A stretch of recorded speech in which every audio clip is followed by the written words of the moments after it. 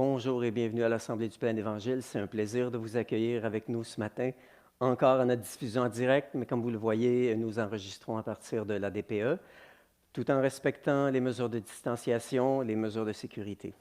Donc, c'est un plaisir de vous avoir ce matin. Nous sommes le premier dimanche du mois, mais au lieu de faire un rappel pour l'offrande missionnaire de ce matin, nous le ferons dimanche prochain.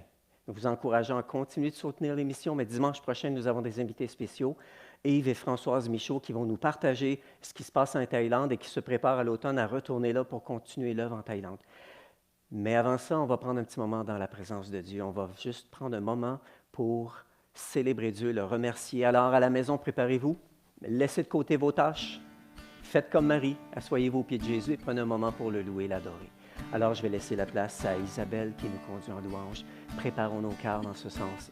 Célébrons-le. Bonjour tout le monde, bon dimanche matin à tous. Hey, hey, oh.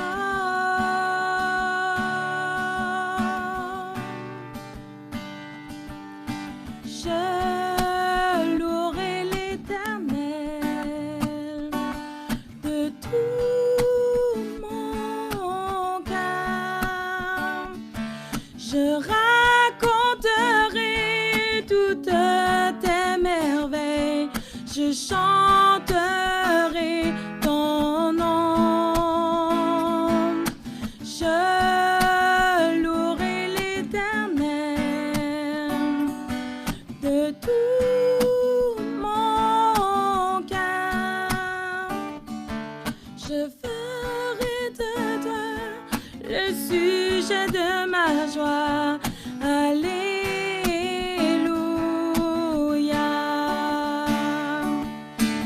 Je louerai l'Éternel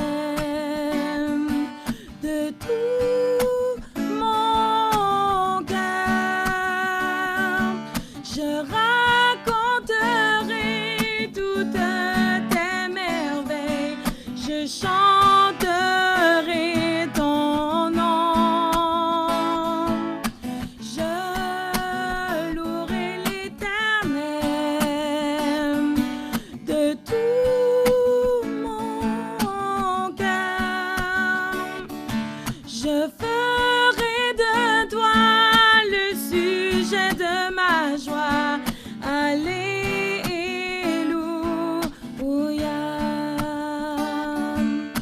Je louerai l'Éternel de tout mon cœur. Je raconterai toutes tes merveilles, je chanterai ton nom. Je louerai l'Éternel de tout mon cœur. Je ferai de toi le sujet de ma joie. Alléluia.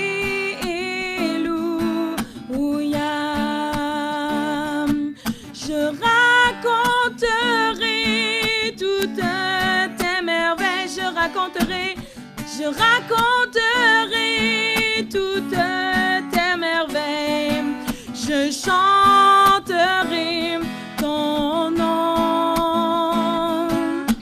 Je louerai l'Éternel de tout mon cœur. Je ferai de toi le sujet de ma joie. Je ferai de toi le sujet de ma joie. Je ferai de toi le sujet de ma joie. Alléluia.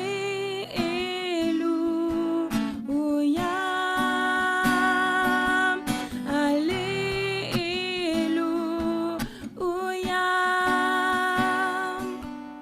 Alléluia.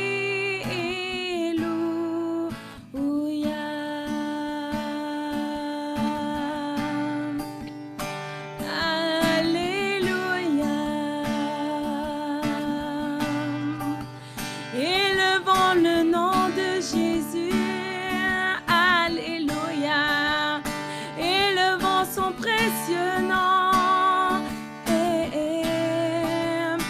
Je ferai de toi le sujet de ma joie.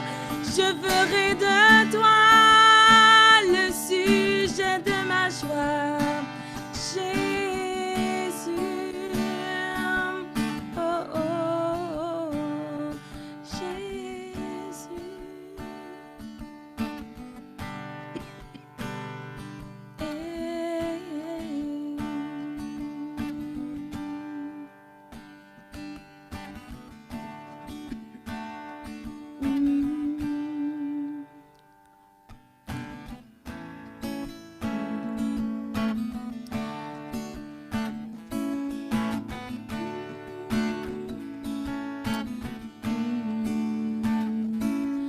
Que le roi de mon cœur soit la montagne où je cours, la fontaine où je bois, oh, il est mon chant.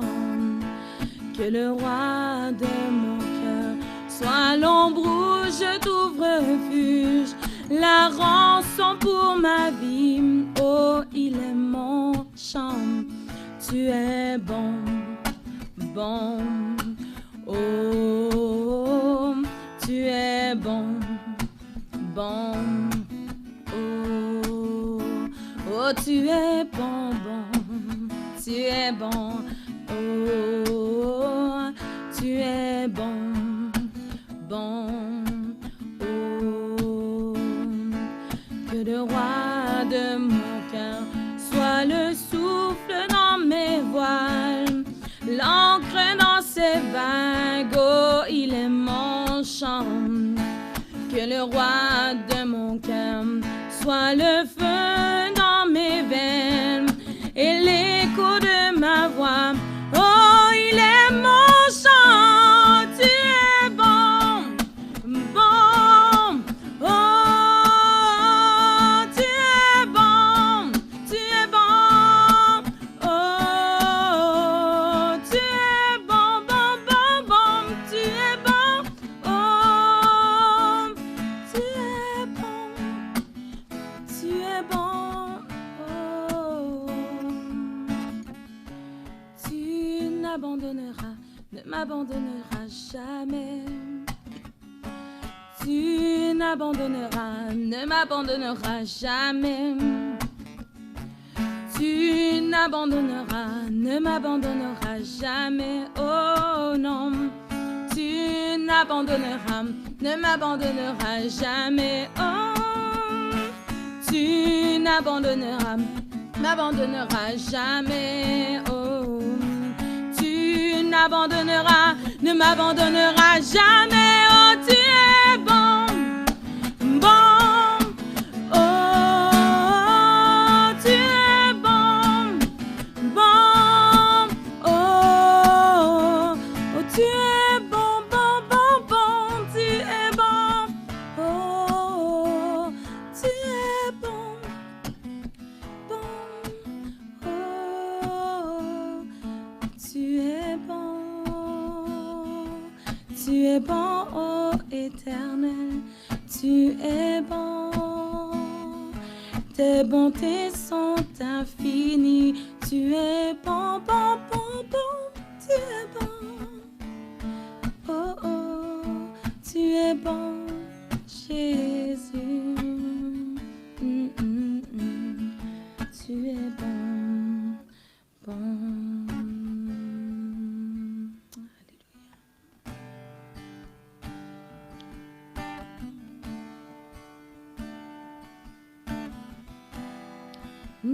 Tu es bon, oh Éternel, incomparable, oh Dieu. Tu es incomparable, Jésus. Tes bontés se renouvellent à chaque matin. Je veux proclamer à quel point tu es bon.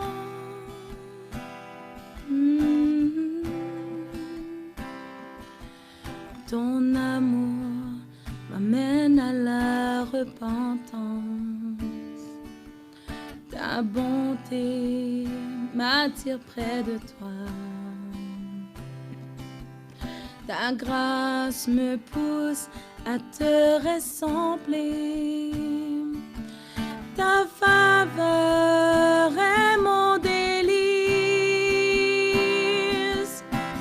À chaque jour, j'élèverai ma louange, t'offrant le chant de mon cœur. Tu es bon, tu es bon, tu es bon, et ta grâce dure à jamais.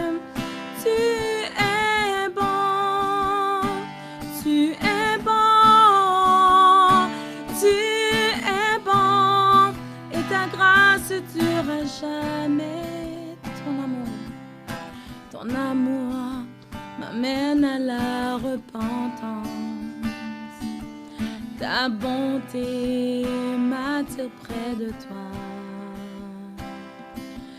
Ta grâce me pousse à te ressembler. Ta faveur est mon délice.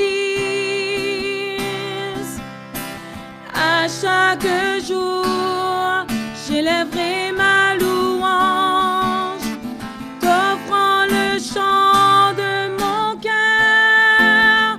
Tu es bon, tu es bon, tu es bon, et ta grâce dure à jamais. Tu es bon, tu es bon, tu es bon, et ta grâce dure à jamais.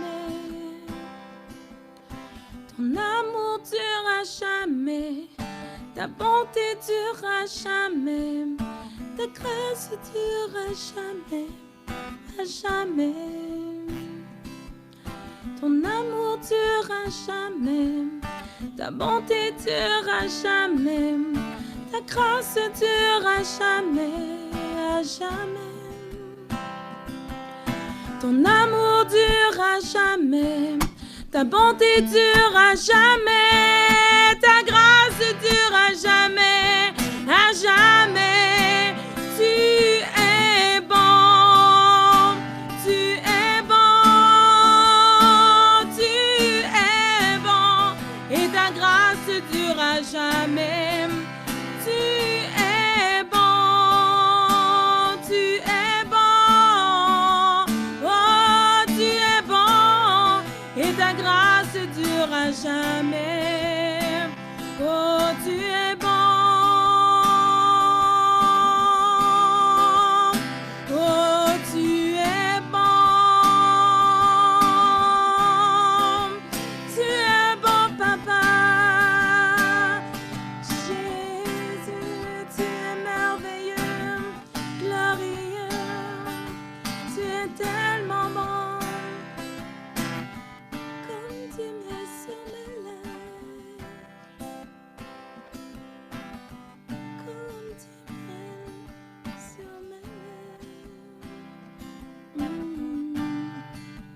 Tu es bon et merveilleux, Jésus.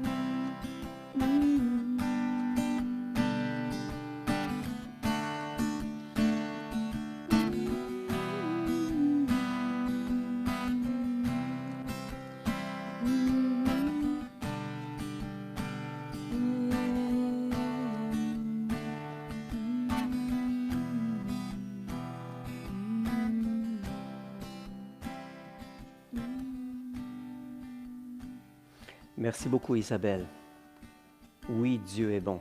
Son amour dure à jamais.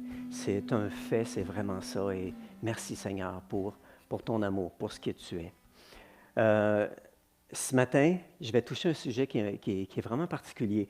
Je n'ai pas l'habitude, je n'ai pas l'habitude de toucher des sujets d'actualité, mais ce matin, je me dois de le faire, en réalité.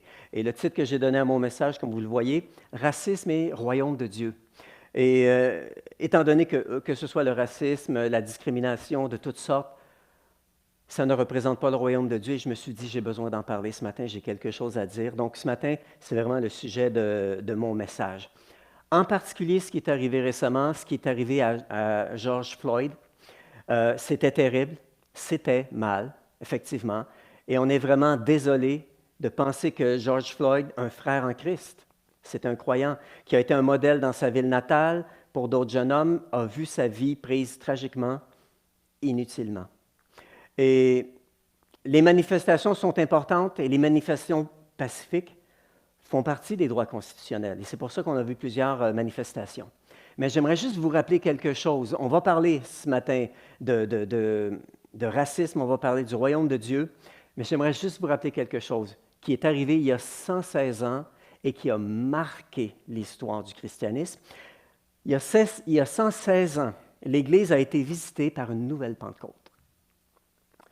Et ça a été dirigé par le fils d'anciens esclaves, puis ce mouvement est devenu une force puissante au sein du christianisme. C'est comme si Jésus était de nouveau venu dans une étable, parce que là où était la mission, c'était une ancienne étable, là où ils ont commencé à se rassembler. Et ce qui était étonnant, c'est que les Afro-Américains, les Blancs et les nombreux autres groupes ethniques, eh bien, ils se sont réunis ensemble pour une effusion du Saint-Esprit. Puis on disait de cette époque-là que la ligne des races avait disparu, puis elle était emportée par la ligne du sang de Jésus. Et ça, c'est vraiment une belle chose. Et c'était l'occasion pour l'Église de répondre à l'un des pires maux de la société, le racisme, l'exploitation des pauvres. Et c'était une occasion de progresser vers une société, je dirais, meilleure, une société qui est plus juste, qui est plus humaine. En réaction au décès de George Floyd, dimanche passé, alors que c'était la Pentecôte, où on priait encore pour une effusion du Saint-Esprit dans nos vies, il y a deux choses qui se sont produites simultanément. D'un côté, il y a une voix prophétique de personnes qui réclamaient la justice en manifestant. Et de l'autre côté, des personnes qui ont pillé, qui ont détruit les biens que d'autres avaient passé leur vie à construire à travers leurs entreprises. L'une de ces voix était basée sur le principe biblique de Jésus puis des prophètes qui appellent à la justice et à la droiture, et la Bible est remplie d'appels à la justice. Puis l'autre était basée, je dirais, sur l'esprit de destruction qui vient de l'intention du diable de tuer, voler et détruire. Donc, pour ceux qui ont des yeux pour voir, pouvez-vous voir l'ennemi? Essayez de détourner l'attention de la question de la justice et de la droiture en la transformant en destruction. On voit l'ennemi derrière ça en réalité. Revenons à l'intention de Dieu, à la Pentecôte. Qu'est-ce que Dieu voulait susciter à la Pentecôte? Dieu voulait susciter l'amour, le respect et l'unité. Et j'aimerais qu'on puisse regarder un passage vraiment intéressant qu'on voit ici dans la parole, dans Galates, l'Épître aux Galates, et c'est l'apôtre Paul qui en parle. Et il dit, « Vous êtes tous enfants de Dieu par la foi qui vous a été unie par la foi qui vous lie à Jésus-Christ. Vous tous, en effet, vous avez été unis au Christ. Et vous avez ainsi revêtu la manière d'être du Christ. Il n'y a plus ni juif, ni païen. Il n'y a plus ni esclave, ni citoyen libre. Il n'y a plus ni homme, ni femme. En effet, vous êtes tous un, unis à Christ. » Et c'est vraiment intéressant. C'est pour ça qu'on peut comparer ce qu'on appelle le racisme, ce qu'on appelle toutes sortes de discriminations et ce que le royaume de Dieu déclare, ou ce que le royaume de Dieu veut voir arriver. Et ici, on voit que l'apôtre Paul, c'est ce qu'il dit clairement ici. Donc, si on ramène ce passage-là en 2020, il n'y a plus ni Canadiens, ni Américains, ni Européens, ni Africains, ni Asiatiques, ni Arabes, etc., etc. Le but de mon message ce matin, c'est comment est-ce qu'on peut tirer profit de toute cette remise en question qu'apporte cette situation qu'on vit présentement pour avancer dans le plan de Dieu pour notre génération. Comment est-ce qu'on peut tirer avantage? Est-ce qu'on doit trouver les coupables? Est-ce qu'on doit exprimer notre indignation? Est-ce qu'on doit manifester notre colère? Est-ce qu'on doit se venger? Est-ce qu'on doit demander des changements? Plusieurs de ces choses sont justes en elles-mêmes. Certaines de ces choses, je dirais. Mais on doit se rappeler une chose, c'est que la haine et la violence n'apportent jamais la paix et l'amour. Jamais. On peut le voir dans une relation de couple. Ce n'est pas en criant plus fort que ton conjoint que tu vas ramener la paix. Ce n'est pas en te vengeant de la vengeance qu'il a exercée sur toi et de te revenger que ça va conduire à l'amour. Au contraire, il faut qu'à quelque part, il y ait quelque chose qui s'arrête et de dire non, on prend une autre voie, une autre avenue. Donc, on ne doit pas combattre l'ennemi sur son propre terrain, ou l'ennemi plutôt sur son propre terrain. Et si on regarde un exemple dans Galates, lorsque Paul parle du fruit de l'esprit, des œuvres de la chair, on voit que le fruit de l'esprit est vraiment le caractère de Dieu, alors que les œuvres de la chair, c'est tout ce qui est inspiré par notre nature charnelle, donc inspiré très souvent aussi par les incitations de l'ennemi. On ne doit pas combattre l'ennemi sur son terrain, au contraire, on doit combattre l'ennemi sur notre propre terrain, celui du royaume de Dieu, en utilisant aussi les bonnes armes, celles du royaume de Dieu. Et Jésus nous invite à faire partie de la solution et non du problème. Jésus nous invite à faire partie de la solution et non du problème. Comment est-ce qu'on peut, chacun de nous, faire avancer le combat de la justice et de la dignité de chaque être humain? Comment est-ce qu'on peut apporter une contribution positive pour une société plus juste? Nous, chacun d'entre nous, vous qui m'écoutez. J'entendais cette semaine le commandant Patrice Vilseus, qui est un des commandants du SPVM, qui a écrit quelque chose à ses collègues pour les inciter, pour amener une remise en question. Voici ce qu'il dit. Le SPVM doit être un chef de file dans cet élan de prise de conscience. Il m'importe de voir mon organisation briller sur ces questions. On doit se remettre en question. C'est ce qu'il disait lui-même. Et je crois que c'est l'occasion de se remettre en question pour une prise de conscience. Et ça, on va le faire en se posant la bonne question. Qu'est-ce qui doit changer en moi pour que je devienne la solution? Qu'est-ce qui doit changer en moi pour que je devienne la solution? Ah, mais moi, pasteur, je ne suis pas raciste. Je l'ai souvent entendu. Permettez-moi d'en douter un tout petit peu. On en reviendra tantôt là-dessus. Vous savez, on croit souvent que le racisme, ça se mesure par des gestes qu'on pose. Donc, voici la liste des gestes racistes. J'en ai commis aucun. Donc, je ne suis pas raciste. Ou de dire, ah, voici une personne raciste. Je suis mieux qu'elle. Je ne suis pas raciste. Et tant qu'on se dit, non, c'est les autres. C'est aux États-Unis le problème. C'est la police le problème. Tant qu'on rejette la faute sur les autres, on n'avance pas vers une solution, ou on avance beaucoup plus lentement vers une solution. Premièrement, je vais vous expliquer c'est quoi le racisme. Je vous donne ma définition personnelle, suite à tout ce que j'ai lu dans le passé et ce que j'ai accumulé comme expérience et comme connaissance. Pour moi, le racisme, c'est une attitude de cœur basée sur des préjugés qui nous amènent à privilégier les gens de notre propre culture et à discréditer les gens d'une autre appartenance sociale. Ça ressemble à ça, en réalité, le racisme ou la discrimination sous toutes ses formes. Le racisme en est une, mais il y a énormément d'autres possibilités de discrimination. J'ai lu récemment un livre, je l'avais lu il y a quelques années, je l'ai relu récemment parce que c'est un livre qui m'a vraiment interpellé. Et ce livre s'appelle « Disunity in Christ » de Christena Cleveland. Elle a un doctorat en psychologie sociale, c'est une oratrice, c'est une conférencière qui s'implique beaucoup dans les églises pour aider les églises multiculturelles à se développer. Et voici ce qu'elle dit. Elle donne son témoignage au début du livre et elle dit « Quand je suis devenue chrétienne, voici comment je voyais les choses. Je me suis beaucoup investi, ou j'ai beaucoup investi de temps, d'énergie pour entretenir des relations avec des personnes qui avaient des origines ethniques similaires, qui avaient à peu près mon âge, qui possédaient des diplômes similaires, qui avaient une théologie similaire, qui adoraient comme moi, qui votaient comme moi, etc., etc., etc. Et elle disait, je pensais sincèrement que je faisais un travail fabuleux, parce que je me disais, hey, je vis en communauté. Ce n'est pas ce que les bons chrétiens doivent faire. Je vis en communauté.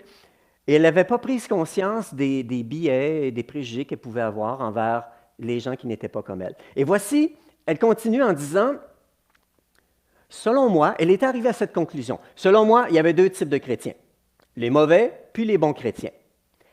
Mais elle dit, curieusement, le bon type de chrétien me ressemblait. Les bonnes personnes sont ceux qui sont comme moi. Ça démontre une réalité qui se passe ici à l'intérieur, au fond du cœur. J'aime les gens qui sont comme moi, et les autres, on verra. Christina continue en mentionnant ceci. Elle dit, « J'étais heureuse de me tenir en distance des mauvais chrétiens, qui, à ma compréhension, à moi, étaient mauvais chrétiens. Mais il y avait un seul problème. En apprenant à connaître Jésus, j'ai commencé à réaliser que ce n'était pas exactement ce qu'il avait en tête lorsqu'il nous a invités à manifester le royaume de Dieu sur terre. » Et selon elle, elle a dit, « Il semble que Jésus n'avait pas reçu le mémo qui concerne l'importance de faire une distinction entre les bons et les mauvais. Pour réellement représenter les intérêts de Jésus sur terre, on doit prendre conscience d'un fait. » Et ça, c'est la mauvaise nouvelle.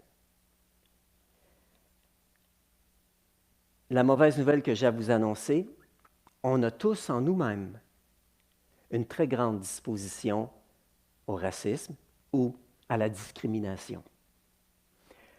Ou pour le dire différemment, nous sommes tous enclins à juger les gens qui ne sont pas comme nous. C'est très souvent le cas. Et voici comment je le dis. C'est vraiment ma citation à moi, j'ai mis mon nom en bas.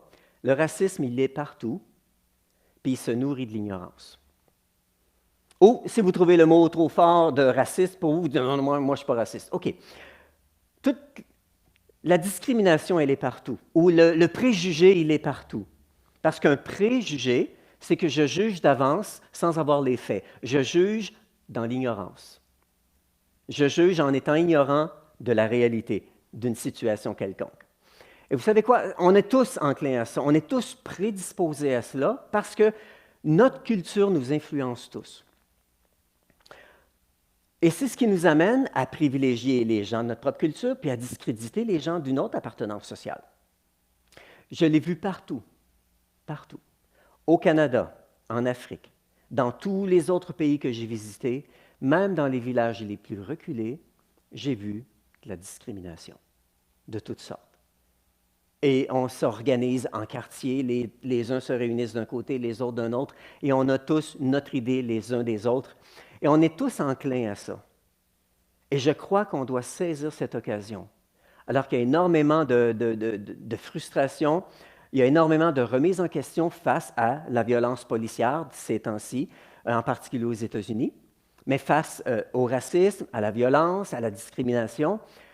Et on doit en profiter pour se dire, Seigneur, comment moi, qu'est-ce qui doit changer dans ma vie pour que je devienne la solution à ma génération, dans ma génération. Est-ce que vous vous souvenez du rêve de Martin Luther King? Martin Luther King a prêché un message, ou je ne sais pas si on pourrait dire prêcher, mais a prononcé un message puissant, très puissant. J'avais 3 ans. Il y a de cela 57 ans pratiquement. Et voici ce qu'il dit, juste un tout petit résumé de son message. Et il dit, « J'ai un rêve, un jour. Les fils d'anciens esclaves et les fils de propriétaires d'esclaves pourront s'asseoir ensemble à la table de la fraternité. Et j'ai un rêve que mes 4 petits-enfants, un jour, vivront dans une nation où ils ne seront pas jugés par la couleur de leur peau, mais par le contenu de leur caractère. » Et j'ai relu son message. Il est disponible. Cherchez sur Internet « I have a dream ». Vous allez retrouver ce message dans son intégralité originale, si vous le voulez. Et c'est un message vraiment puissant, rempli d'honneur, rempli d'espoir. Et une chose qui m'a vraiment frappé sur son message, dans son message, à quelque part, il dit « Dans un sens, il est, je crois, à Washington. Dans un sens, je suis venu encaisser un chèque. Un chèque que nos pères fondateurs nous ont promis. Le droit inaliénable à la vie, à la liberté et à la poursuite du bonheur. Est-ce que vous rêvez d'une société plus juste? Approchez, approchez. Est-ce que vous rêvez d'une société plus juste? Qui seront les acteurs de cette société? Vous êtes-vous posé la question? Eh bien, probablement que ce seront vos fils et nos fils, vos filles et nos filles. Ce seront nos enfants qui devront agir, qui seront acteurs dans cette société-là, qui devront amener une société dans encore plus de droiture, de justice et d'équité, d'égalité, et ainsi de suite. Ce sont nos fils. Alors, c'est vraiment important de se poser la question, qu'est-ce qui doit changer dans ma vie pour que je puisse voir cela arriver? Vous savez, l'apôtre Paul a dit, à l'Épître aux Romains, dans Romains chapitre 14, verset 17, il dit, pour lui, là, le royaume de Dieu, c'est la justice, la paix et la joie par le Saint-Esprit. Le royaume de Dieu, c'est la justice. On ne peut pas passer à côté, c'est la raison pour laquelle je vais en parler ce matin, en ce dimanche matin. Le royaume de Dieu, c'est la justice. Nous devons donc être des artisans de justice. Nous devons amener une société qui est meilleure, de par notre présence, de par notre participation active dans cette société. Alors, le changement, il doit aussi commencer par nous-mêmes. Le changement doit commencer par nous-mêmes. Vous savez qui sont les témoins de vos commentaires sur les gens qui ne sont pas comme vous, la plupart du temps, quand vous êtes à la maison, vous, monsieur, madame? Ce sont vos enfants. Vous êtes en train d'enseigner à vos enfants, de leur communiquer votre valeur ou votre dédain ou votre préjugé sur un tel ou sur telle classe de gens, et ainsi de suite. Et nos vies doivent être des catalyseurs. Nos vies doivent être des catalyseurs de justice et de paix. Ça part d'ici, du cœur, une attitude de cœur. Nos foyers, eh bien, ils doivent devenir la pépinière d'hommes et de femmes de justice. Donc, jusqu'aux confins de notre foyer, nous devons pleinement vivre qui nous sommes et dire, Seigneur, je veux être un artisan de justice et je veux créer l'environnement sécuritaire où mes enfants vont grandir avec une notion de justice, d'équité, avec la notion que Dieu est bon, que Dieu est grand, que Dieu nous appelle à vivre tous égaux ensemble. Ça commence là. Oui, on peut manifester, oui, on peut crier notre désarroi, on peut souligner les injustices et je crois qu'on doit le faire.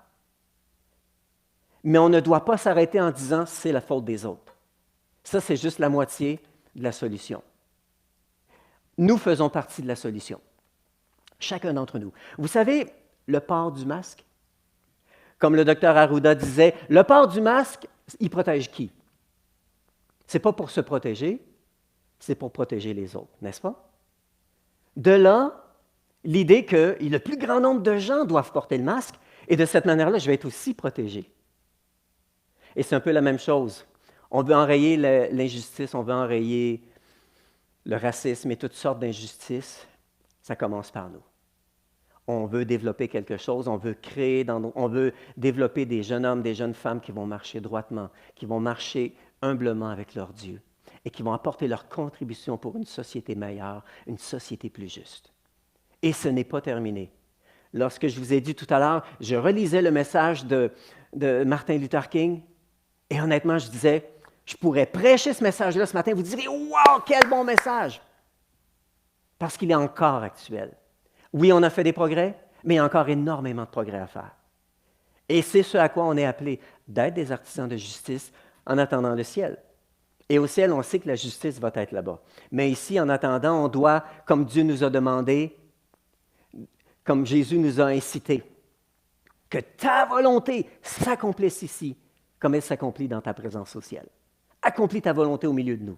Viens faire venir, amène ton règne sur terre, ce règne de paix, de justice, d'équité. Donc, Le changement va commencer par nous. Tout comme tous ceux qui portent le masque vont protéger les autres, si les autres portent un masque, je vais être protégé. Si je marche dans la justice, je vais être capable de développer par mon exemple quelque chose de puissant. Cette semaine, il y a Grégory Charles qui partageait un peu une anecdote de son père. Grégory, sa mère est blanche, son père est haïtien. Et il mentionnait, lorsqu'il était jeune, ses parents étaient allés pour louer un logement et le propriétaire a refusé. « Je ne loue pas à des Noirs », c'est ce qu'il avait mentionné. Pour faire une histoire courte, plusieurs années plus tard, ce même propriétaire d'appartement s'est brisé quelque chose au pied et le père de Grégory était podologue ou quelque chose du genre. Donc, un jour, il voit cet homme-là à la clinique et il demande à la réceptionniste, « Ce patient-là, je veux le servir. » Et il l'a servi, il s'est dit, « Je vais le servir de mon meilleur. Je vais prendre soin de lui, je vais vraiment m'occuper de lui et je vais lui démontrer mon amour. » Et c'est ce qu'il a fait. Et en cours de route, cet homme-là a vu l'épouse de son père qui était là aussi à la clinique, je ne sais pas si elle travaillait là, et tout à coup, il a réalisé, « Ah, mais c'est cette femme qui l'avait vraiment engueulé lorsqu'il avait refusé de louer un logement. » Et là, tout à coup, il a réalisé que le médecin qui l'avait si chaleureusement soigné avec tant de bonté, c'était cet homme à qui il avait refusé un logement. Mais vous savez, avant de sortir, cet homme-là a dit, « Merci, docteur, aujourd'hui, vous m'avez guéri. Et ce n'est pas mon pied que vous avez guéri, il y a autre chose qui a guéri ici à l'intérieur. » Il a compris une leçon.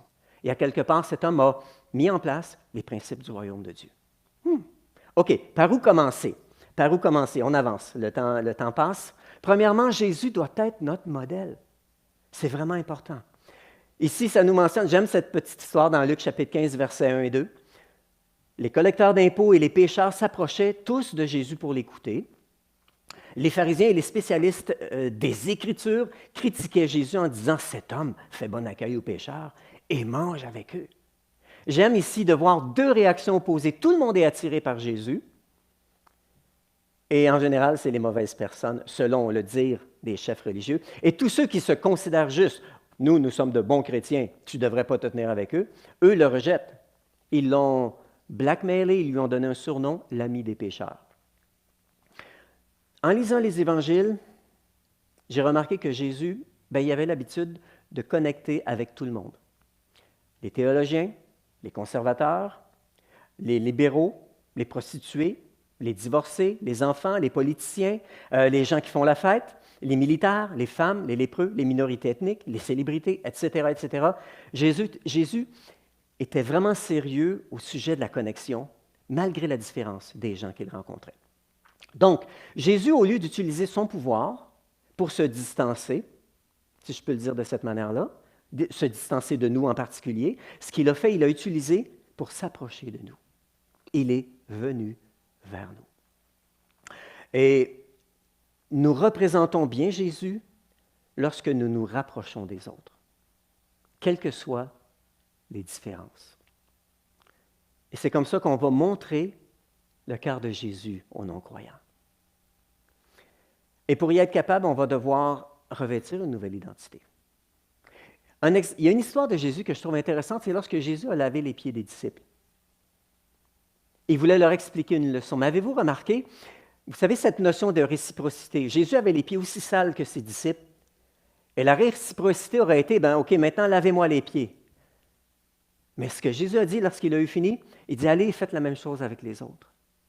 Ce que je viens de vous démontrer, mon ouverture, vous allez le faire maintenant avec les autres. Et je trouve ça vraiment intéressant. Donc, Jésus est notre modèle en tout point.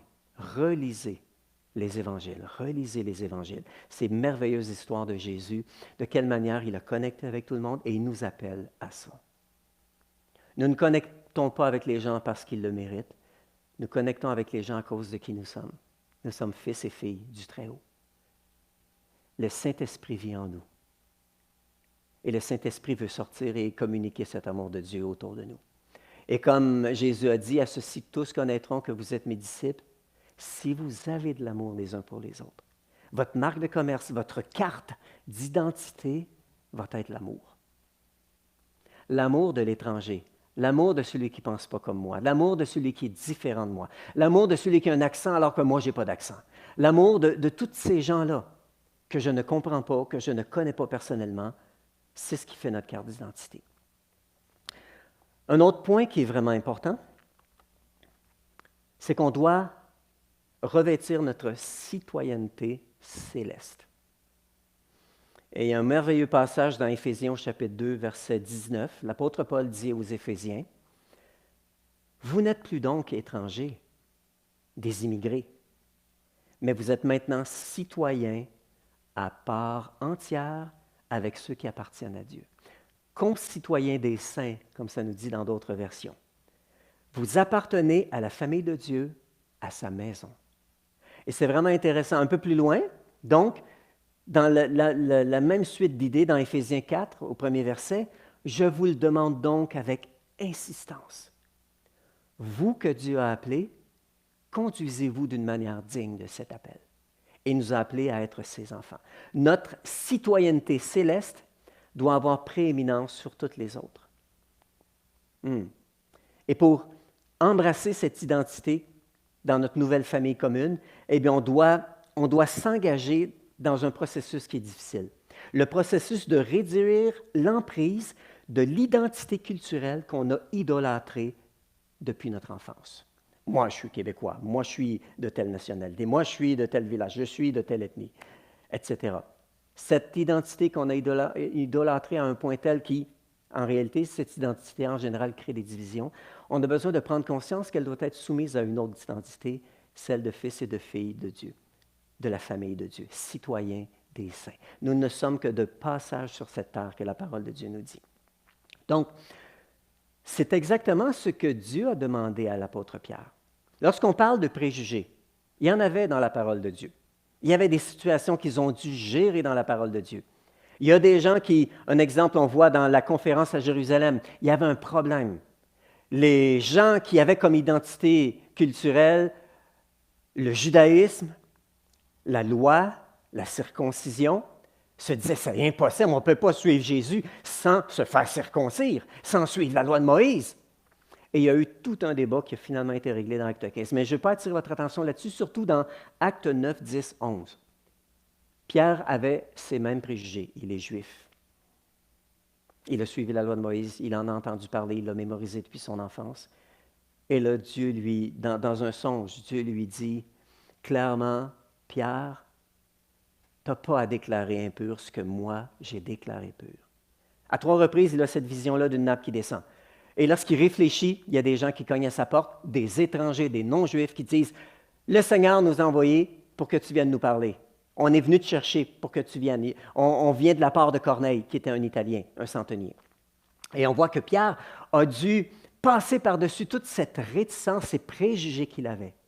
Il arrive chez Corneille et il leur dit, « Vous savez, Dieu nous a choisis, nous les Juifs, et etc. Jésus est venu aux Juifs en premier, blablabla. » Et lorsqu'il est en train de parler, d'expliquer ce que Jésus était venu réellement accomplir sur terre, l'onction du Saint-Esprit étant sur lui, il marchait sous la puissance du Saint-Esprit pour leur expliquer qui était Jésus. Tout à coup, le Saint-Esprit descend sur eux. Et il les baptise. Ils se mettent à parler en langue, à prophétiser. Et lorsque Pierre voit ça, il dit, « Oh!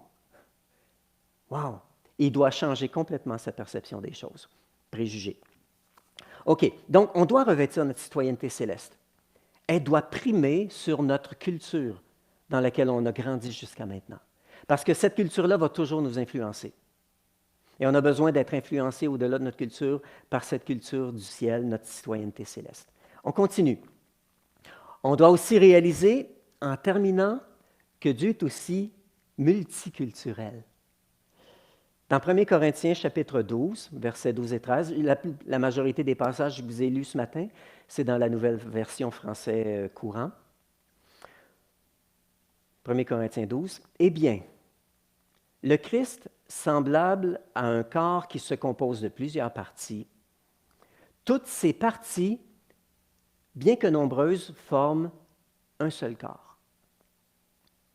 Et nous tous, juifs ou grecs, esclaves ou personnes libres, on pourrait dire hommes ou femmes, nous avons été baptisés pour former un seul corps par le même Esprit Saint. » Et un peu plus loin, il dit au verset 27, « Vous êtes le corps de Christ et chacun de vous est une partie de ce corps. Chacun d'entre nous, nous sommes une partie de ce corps. Donc, on se doit d'avoir des conversations franches dans l'Église sur comment on interagit les uns avec les autres. On se doit d'en parler.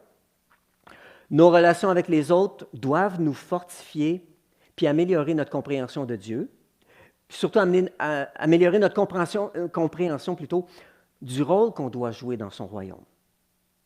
Parce que nous, en retour, on doit influencer nos amis de la même manière. Salomon a dit, comme le fer aiguise le fer, dans les Proverbes. Ce genre d'amitié, le fer aiguise le fer. Dans nos relations, c'est là qu'on va grandir. Donc, lorsque nous suivons Jésus avec des gens qui nous ressemblent, parce que les autres, ça ne me dit rien, on limite notre croissance. Nous limitons notre croissance. Lorsque nous nous frottons les coudes dans la communion fraternelle avec des gens qui sont différents de nous, nous pouvons apprendre les uns des autres, puis on va grandir davantage comme Christ. J'ai déjà utilisé cette analogie. Chacun de nous, comme on a lu tout à l'heure, comme une partie du corps, on est un peu comme un puzzle, l'image de Dieu. Nous sommes comme une partie de l'image de Dieu. Et lorsque nous nous tenons avec des gens qui sont comme nous, il n'y a pas beaucoup de parties différentes de l'image de Dieu. Lorsque nous nous tenons ou lorsque nous acceptons la diversité, tout à coup, nous prenons conscience de toutes les facettes de Dieu. Et parce que Paul en a parlé aux Corinthiens que sa grâce, elle est de multifacettes, sa gloire, et ainsi de suite. Dieu est multicolore, Dieu est multiculturel, si je peux le dire de cette manière-là. Donc, on doit voir les autres culturellement différents comme un cadeau de Dieu pour nous. Et je crois que Dieu a voulu ces choses. Vous savez, cette immigration planétaire, ce mouvement des peuples, Dieu l'a voulu. C'est le moment où Dieu nous dit, faites connaissance les uns avec les autres. Puis cette communion fraternelle, c'est ça qui nous attend au ciel. C'est comme, honnêtement, je sais que Dieu est derrière tout ce qui est en train de se passer et que Dieu veut s'assurer que son Église va être de plus en plus glorieuse. Alors, il nous dit, commencez à pratiquer cette communion fraternelle les uns avec les autres. Parce que ce qu'on voit dans l'Apocalypse, ce que Jean a vu, c'est une foule de toute nation, de toute langue, de toute tribu, de toute partie de la terre qui étaient ensemble et qui élevaient des louanges comme un tremblement de terre, comme un son de tonnerre puissant. Tellement il y avait de gens qui louaient Dieu ensemble. Et je crois que c'est la volonté de Dieu pour nous. Le multiculturalisme nous permet de découvrir les différentes facettes de Dieu, nous permet de vivre cette communion fraternelle, de se pratiquer à ce qui nous attend au ciel. Oui, souvent j'ai entendu des gens qui ont dit « Oh, au ciel, le ciel est grand, donc ils se consolent, le ciel est grand, donc je n'aurai pas besoin de me tenir avec lui, donc je ne l'aime pas, lui. » Et ce mouvement de peuple, je me souviens, j'étais déjà en Afrique et je le voyais. La région où j'étais, c'était une région qui était encore peu développée. On voyait des gens de partout arriver. Et beaucoup le voyaient comme d'un mauvais œil. L'immigration n'est pas seulement vers l'Occident, mais on voit un mouvement de peuple à cause de la facilité des déplacements aujourd'hui, de la communication, ainsi de suite. Mais je crois que ça, c'est une préparation pour le ciel. C'est une préparation pour ce dernier réveil où Dieu désire répandre. Nous sommes dans les derniers temps. Cette promesse de Joël, elle est toujours présente. Je veux répandre mon esprit sur toute chair. Vos fils, vos filles, vos jeunes gens, vos vieillards, tous, sans exception. Donc, en terminant, ce que je peux dire, en terminant, cette situation que l'on vit, on peut s'offenser. C'est facile de s'offenser, de dire « Ah, c'est injuste, c'est ceci, c'est cela. » Mais pendant qu'on est en train de le faire, nous sommes en train de juger d'autres et nous ne sommes pas en train d'accomplir l'œuvre que Dieu nous appelle, le représenter. Alors, voulez-vous vous poser la question avec moi? Seigneur, qu'est-ce qu'il faut qu'il change en moi pour que je puisse te représenter, pour que je puisse devenir une solution, être un artisan de paix, de justice, d'équité? Prions ensemble. Père éternel, je veux te dire merci aujourd'hui du privilège que tu nous donnes, tous ensemble, de prendre conscience. Seigneur Dieu, nous n'avons pas terminé. Notre rôle est encore là à être joué sur terre. Seigneur Dieu, élève-nous. Seigneur Dieu, nous voulons refléter ton caractère, nous voulons refléter ta gloire, ta bonté, ta justice. Toi qui nous as réunis à toi, qui nous as réconciliés avec toi, en nous rendant justes à travers l'œuvre de Jésus-Christ. Seigneur, nous voulons revêtir cette justice. Nous voulons grandir dans cette justice et Seigneur, nous voulons la reproduire. Nous voulons que nos foyers deviennent des pépinières d'hommes et de femmes justes, droits, qui vont apporter leur contribution pour un monde meilleur, un monde plus juste. Père éternel, je veux te dire merci Seigneur pour cette occasion, cette discussion qui est suscitée à travers le monde, Seigneur Dieu. Mais Seigneur, Saint-Esprit, puisses-tu nous ramener la question à nous-mêmes? Seigneur, comment puis-je devenir une solution à cette situation? À apporter plus de justice autour de moi. Alors Père, je prie pour chacun de ceux qui nous écoutent. Seigneur, puisses-tu déverser ton amour, ta bonté dans nos vies, que nous puissions, comme le bon Samaritain, que nous puissions, comme Jésus, exercer ta bonté et ta miséricorde partout où nous sommes, Seigneur Dieu, et que nous puissions enrayer, que nous puissions détruire la haine par l'amour, que nous puissions détruire les gestes de violence en apportant la paix, en apportant des gestes de bonté. Viens en aide à chacun d'entre nous, Père, et c'est dans le nom de Jésus que je prie. Amen. Que Dieu vous bénisse abondamment. Vous avez apprécié ce message, partagez-le. Je crois que c'est important. La notion de justice, c'est une notion du royaume de Dieu et on doit tous en faire partie. Soyons des artisans de paix et de justice. Que Dieu vous bénisse. Passez une belle semaine. On se retrouve mercredi soir à 19h30. Viens me transformer, viens tout diriger, prends la place qui te revient. Viens me transformer, viens tout diriger, prends la place qui te revient. Viens me transformer, viens me transformer, viens tout diriger, prends la place qui te revient. Viens me transformer, viens tout diriger, prends la place qui te revient. Vois mes bras tendus vers toi. Vois mes bras tendus vers toi. Viens me transformer, viens tout diriger, prends la place qui te revient. Viens me transformer, viens tout diriger, prends la place qui te revient. Vois mes bras tendus vers toi. Vois mes bras, vois mes bras tendus vers toi. Oh, vois mes bras, vois mes bras tendus vers toi. Viens me transformer, viens tout diriger, prends la place qui te revient. Viens me transformer, viens tout diriger, prends la place qui te revient. Prends toute la place te revient.